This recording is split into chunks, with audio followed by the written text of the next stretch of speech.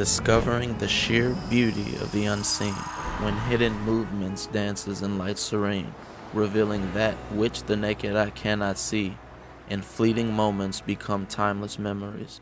Motion blur photography reveals hidden beauty, crafting vivid scenes that transcend reality. It's an art where stillness and motion meet, life's unseen rhythms on the canvas complete. The biggest reason why I love photography is because of its many different genres. Today, I'd like to discuss one of my favorite genres, motion blur or drag shutter photography. In the realm of photography, the possibilities are endless, with each genre offering a unique way to capture the beauty around us. Among these, motion blur or long exposure photography stands out for its ability to reveal hidden dimensions of movement and time. Far from a new technique, it was one of the earliest forms of photography, transforming fleeting moments into mesmerizing works of art. Today, we'll explore how motion blur can add emotion, dynamism, and a touch of magic into your images. Now, you might be wondering by now, what is motion blur photography? It's a form of drag shutter or long exposure photography using motion to capture the emotion in a still image. Let's talk about it. Long exposure photography involves keeping the camera shutter open for an extended period of time. This technique creates images where moving objects leave trails while stationary elements remain sharply in focus. To fully grasp the origins of long exposure photography, we must explore its beginnings. Photography's journey commenced in the early 19th century, emerging from a series of pioneering experiments and discoveries. Along its path, several pivotal milestones defined its evolution, elevating it from an innovative concept to a transformative art form. In 1826, Joseph Nicephore Niepce created the first known permanent photograph, view from the window at Le Gras, using a process he called heliography, taking around a total of 8 hours to expose the image. This is widely regarded as the birth of photography. In 1839, Louis Daguerre introduced the daguerreotype process, which produced highly detailed images on a silvered copper plate. The French government acquired the rights to the process and declared it free to the world on August 19, 1839, a date often celebrated as the official birth of photography. Around the same time, William Henry Fox Talbot independently developed a different photographic process called the calotype or talbotype, which used paper coated with silver iodide. This process allowed for multiple copies of an image to be made from a single negative. These milestones marked the foundation of photography, transforming it from experimental techniques to a recognized and practiced art and science.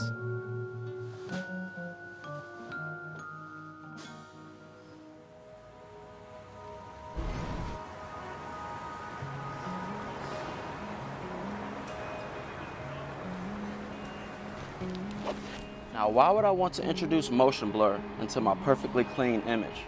Wouldn't that ruin the photo? Introducing motion blur into your images can elevate them by adding a dynamic sense of emotion and movement. It's not about ruining the photo, but rather enhancing the story that it tells. The unique emotion and depth that motion blur brings are truly unparalleled, allowing you to create unique perspectives the naked eye cannot capture. And what's not to love about that? Consider the wind. You can't see it with your eyes, but you can feel its presence and witness its effects on the world around you. Just because it's not visible doesn't mean it isn't happening. Similarly, motion blur introduces a dynamic element to your images, capturing the essence of movement that is otherwise invisible. It's about perceiving the unseen beauty and adding a new dimension to your photography. Okay, that makes a little bit of sense. So how do I go about achieving this motion blur effect then?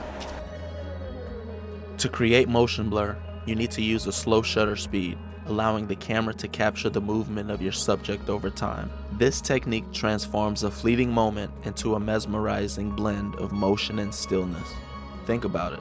By intentionally slowing down the shutter, you're bending time and space, allowing the movement and energy of a scene to be painted onto a single frame.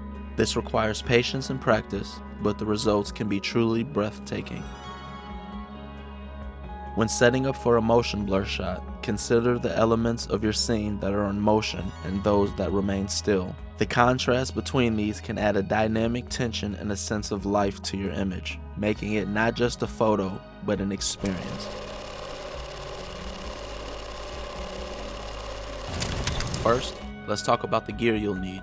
A DSLR or mirrorless camera works best for motion blur photography because these cameras offer full manual control over settings like shutter speed, aperture, and ISO.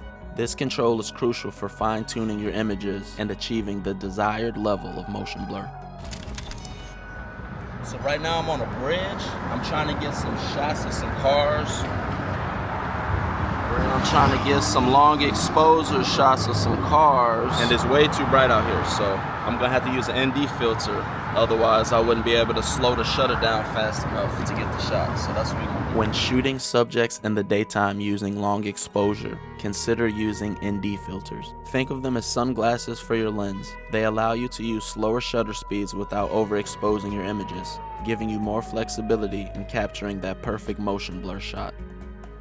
I would highly recommend using a variable ND filter. The beauty of a variable filter is that it allows you to quickly adjust the amount of light entering your lens without having to fumble around with different fixed ND filters. This flexibility can be the difference between capturing the perfect shot and missing it altogether. For brighter conditions, a good starting point for me is using an ND32 filter. It provides just the right amount of light reduction to achieve that silky smooth motion blur effect without overexposing my images. If you'd like a more in-depth video on ND filter settings or other specific settings, let me know in the comments below. This video is more of an overview, but I'm always eager to dive deeper into topics that interest you and create more engagement through your feedback.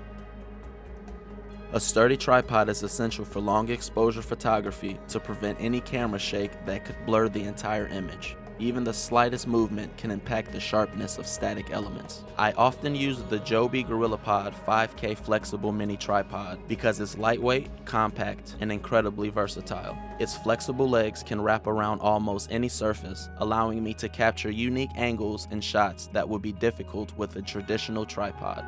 However, if you have a newer camera with tracking capabilities, such as one of my favorites, Tracking Expand Spot, it opens you up to a new world of possibilities. Changing your focus area to Tracking Expand Spot allows the camera to automatically track subjects as they move across the frame. So if you don't have a tripod on hand, this can drastically improve your capabilities when shooting moving subjects. When it comes to choosing the right lens for motion blur photography, wider lenses are your best friend. A wide-angle lens not only helps you capture more of the scene, but also minimizes the impact of natural hand movements that can cause unwanted shake in your photos. Wider lenses have a broader field of view, which means any slight movements are less noticeable compared to telephoto lenses. This can be especially useful when you're shooting handheld or in situations where a tripod isn't feasible. I recommend experimenting with focal lengths in the range of 14mm to 35mm for the best results. These lenses allow you to embrace the motion and creativity of your subject while maintaining stability and sharpness in your images.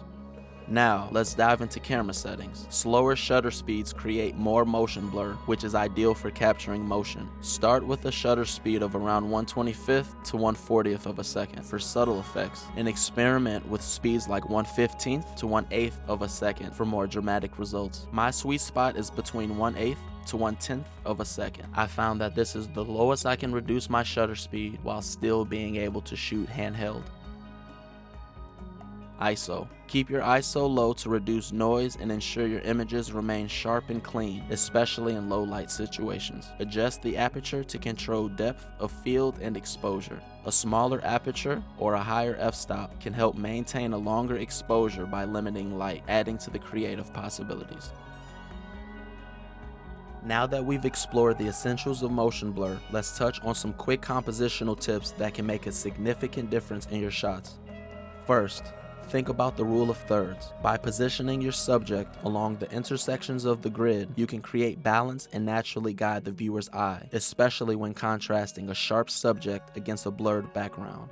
Another compositional approach that adds impact is using leading lines, which naturally guide the viewer's eye toward the subject and create a sense of depth in your image. Look for roads, pathways, or architectural elements in your scene that can draw the eye in, making your subject the focal point and enhancing the overall storytelling of your photograph. These are just the basics to help you get started, but if you'd like me to dive deeper into compositional techniques for motion blur photography, let me know in the comments below. If enough of you are interested, I'd be happy to create a separate video that goes into more detail with examples and advanced tips. Your feedback really helps shape the content I create, so don't hesitate to share your thoughts. There are several techniques you can use to capture motion blur. Let's take a look at a few popular ones. The panning technique. Panning is a dynamic photography technique where you move your camera in sync with a moving subject, resulting in a sharp subject against a motion blurred background. This method is ideal for conveying a sense of speed and movement, creating visually striking images that emphasize the action and focus of the subject. The key to effective panning is to follow the movement of your subject with your camera, keeping it aligned with the subject's trajectory. This involves tracking the subject smoothly and consistently during the exposure. While the subject remains sharp, the background becomes blurred due to the relative motion. This contrast highlights the speed and direction of the subject, emphasizing the sense of motion in the image. So a real easy place to go to if you're looking for panning motion blur shots is any kind of four-way intersection. Go to any four-way intersection, a stop sign, well, probably not a stop sign. Go to any four-way intersection and you're guaranteed to get some nice shots. Just look for nice cars, nice subjects. Hold up. Thank you, sir.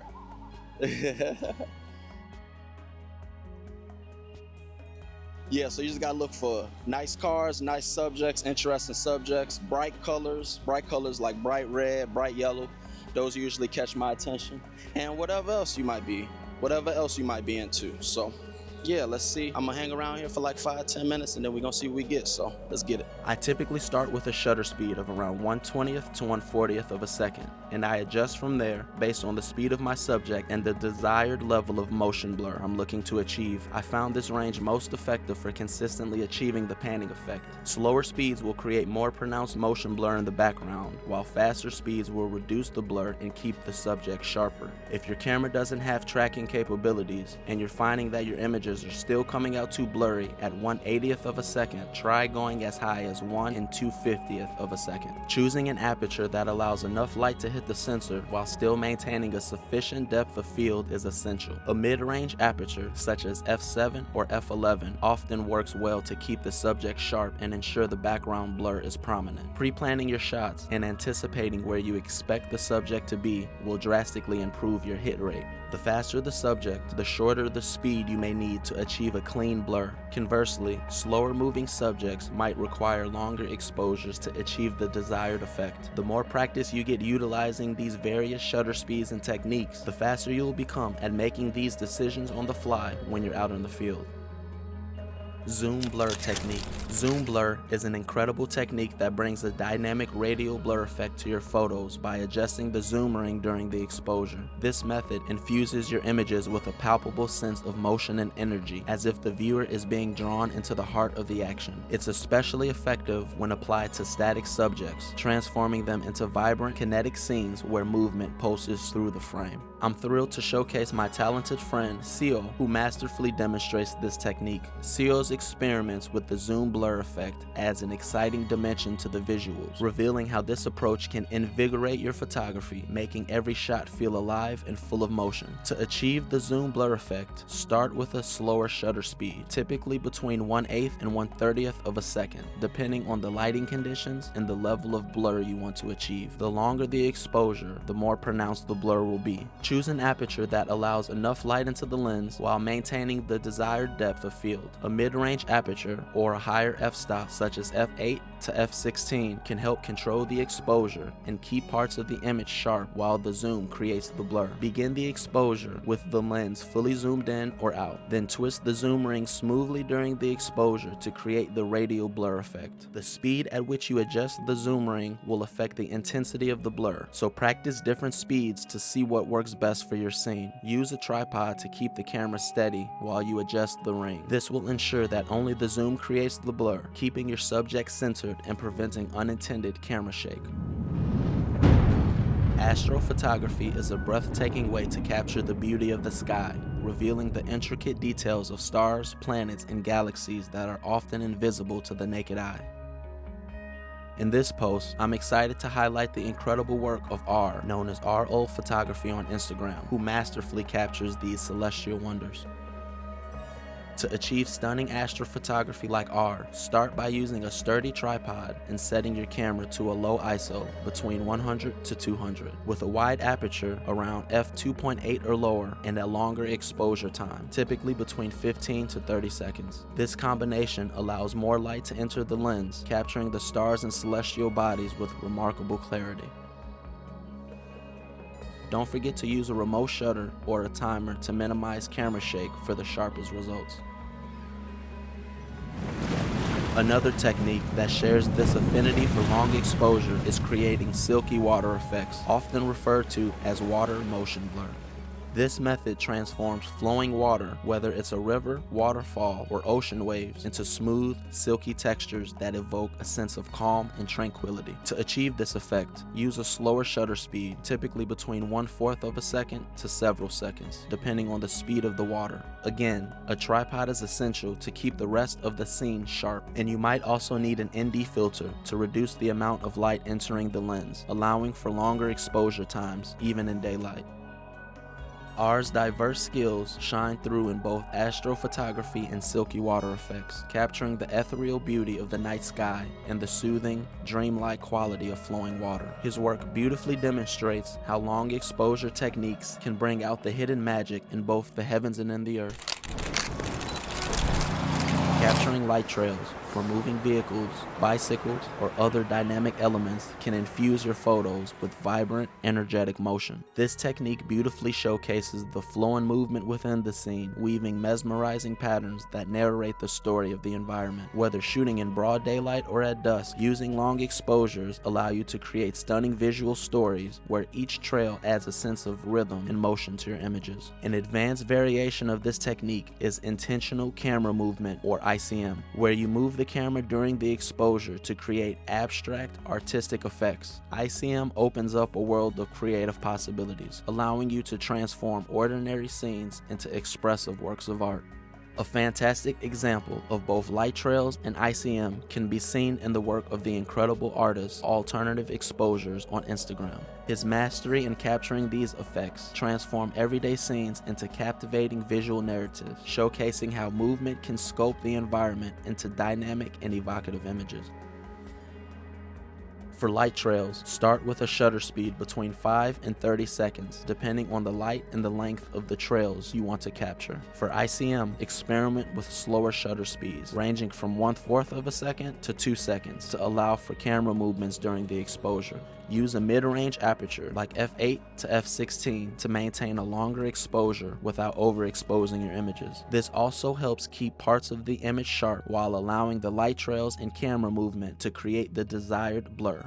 Keep your ISO low, typically around 100 to 200, to reduce noise and ensure your images remain sharp and clean, regardless of lighting conditions. For ICM, experiment with different types of camera movements, such as panning, tilting, or rotating during the exposure to achieve various artistic effects. The speed and direction of the movement will greatly influence the final image, so try out different techniques to see what works best for your scene. Use a tripod for light trails to keep the camera steady, ensuring that only the lights or moving subjects create the trails. For ICM, you can go handheld or use a tripod with controlled movement, depending on the effect you're aiming for. By mastering these techniques, you can create stunning, abstract images that convey a sense of movement and energy, transforming both day and night scenes into extraordinary visual stories. Light painting.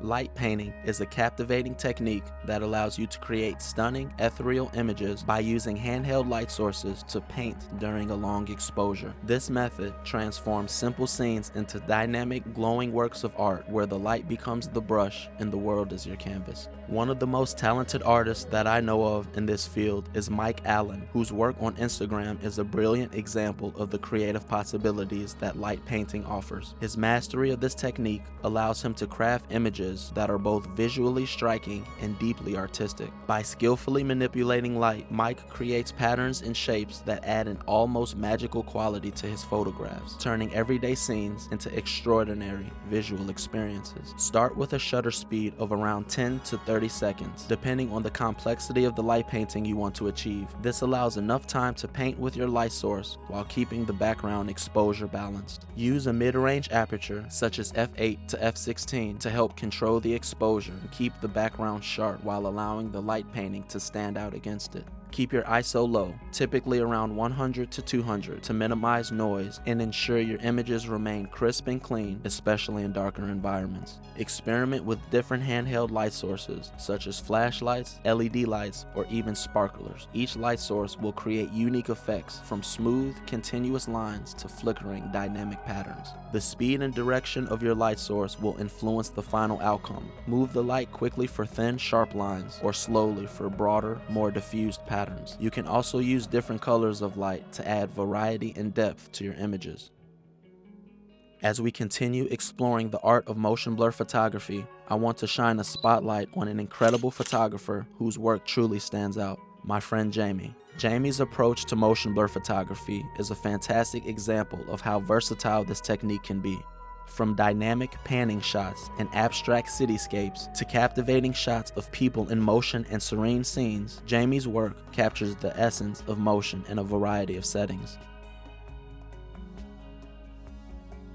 Since starting my journey in motion blur photography several years ago, I've learned that it requires a blend of technical skill and artistic intuition. It's taught me to see the world differently, to appreciate the beauty in motion, and to capture moments that are often missed. I've experimented with different settings, locations, and subjects, each time discovering new ways to convey movement and emotion. These experiences have not only improved my photography, but also deepened my connection to the art form. One memorable shoot I can remember was when I was shooting in Chinatown, Chicago, and I noticed a man standing by a pillar on his phone for several seconds as people quickly passed him by. As I panicked to drop my shutter speed to 1/8 of a second, I quickly pressed and held down the shutter speed, and snap, the money shot was taken. Are you kidding me right now? Bro, that's the money shot right there, baby. I am so I don't care about anything else. Motion blur photography isn't just a technical trick. It's a way to add emotion and narrative into your photos in a way that static photography sometimes can't. For instance, think about a bustling street in Chicago. with motion blur, you can capture the flow of people and traffic, giving a sense of the city's energy and pace. It's like capturing the heartbeat of the city, a pulse that can be felt through the blur. I sincerely hope this overview on motion blur photography has inspired you to experiment with new techniques and push the boundaries of your creativity. If you found any of these tips helpful, don't forget to give this video a thumbs up and subscribe for more in-depth photography content.